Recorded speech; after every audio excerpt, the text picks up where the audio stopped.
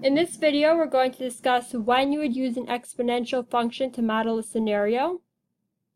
Generally, we use exponential functions to model something that's growing by a rate of change that is not constant. For example, doubling or halving, tripling, quadrupling. Something that has a constant rate of change we know already is linear.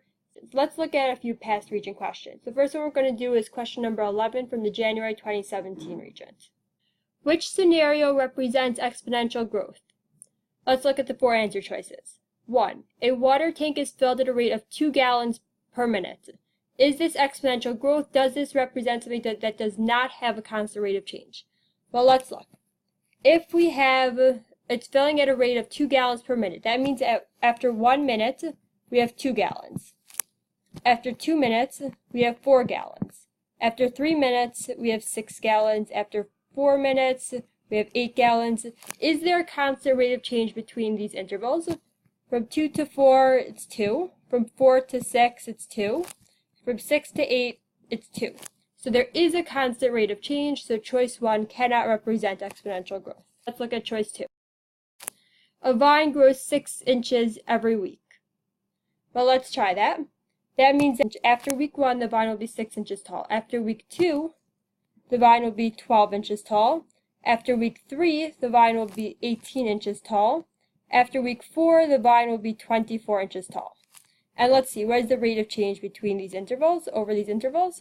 From 6 to 12, the rate of change is 6. From 12 to 18, the rate of change is 6.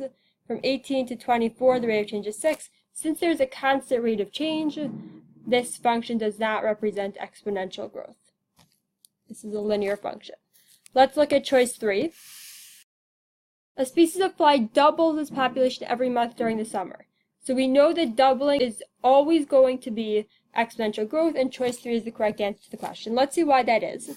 Let's say in January we have 3 flies.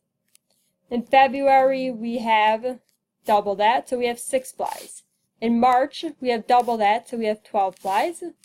In April we have 24 flies, and let's see what the rate of change over these intervals are. From 3 to 6 it's 3.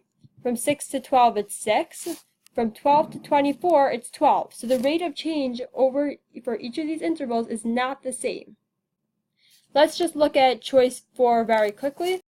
A car increases its distance from a garage as it travels at a constant rate of speed of 25 miles per hour. So that means that after 1 hour, he's going to be 24 miles away. After 2 hours, he'll be 48 miles away. After 3 hours, he'll be 72 miles away. And after 4 hours, he'll be 96 miles away. So let's see, what is the rate of change over these intervals? From 24 to 48, it's 24. From 48 to 72, it's 24.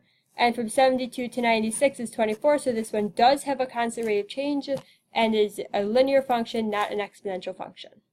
Let's look at another Regent question. This is question number 6 from the June 2014 Algebra 1 Regent. The table below shows the average yearly balance in a savings account where interest is compounded annually. No money is deposited or withdrawn after the initial amount is deposited. Then we have a table. Which type of function best models the given data? So let's look at our function. We have the years that go in tens, 10, 20, 0, 10, 20, 30, 40, 50. And then we have a balance in dollars. Remember, a linear function will always have a constant rate of change. An exponential function will not have a constant rate of change.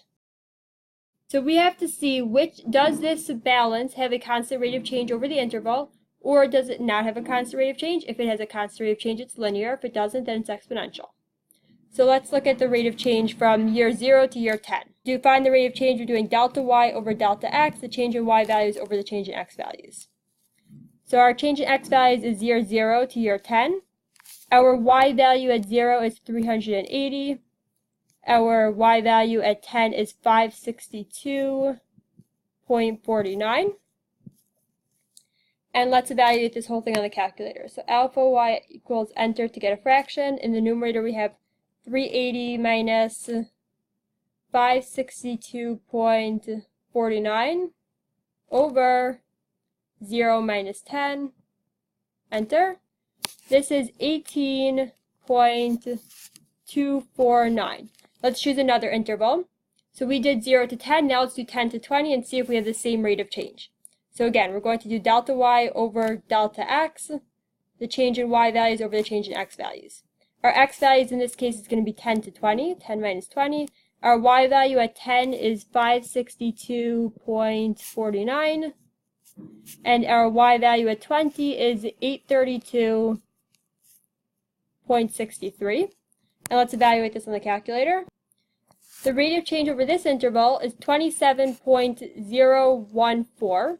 So obviously you could see that 18.249 is not equal to 27.014. So it does not have a constant rate of change, and therefore it is not linear. So we know it's exponential, and we could rule out choices 1 and 2. Now we have only choices 3 and 4 left. We have either is this an exponential decay function or an exponential growth function. Decay function means that it's getting less and less, and a growth function means that it's getting more and more. So since our balance is, the numbers in the balance are increasing as the years go on, from at year 0 it's only $380, but by year 50 it's already over $2,000. This is an exponential growth function, and the correct answer is choice 4. Let's look at one more Regent question.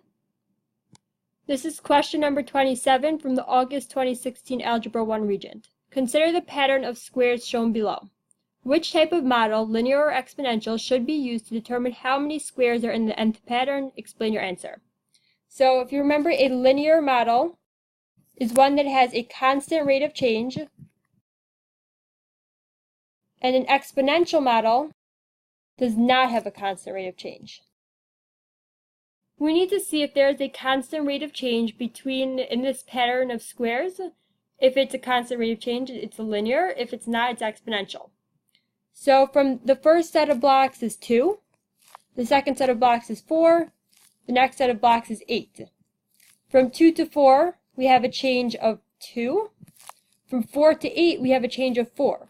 So this does not have a constant rate of change, and therefore we would use an exponential model to determine how many squares are in the nth pattern.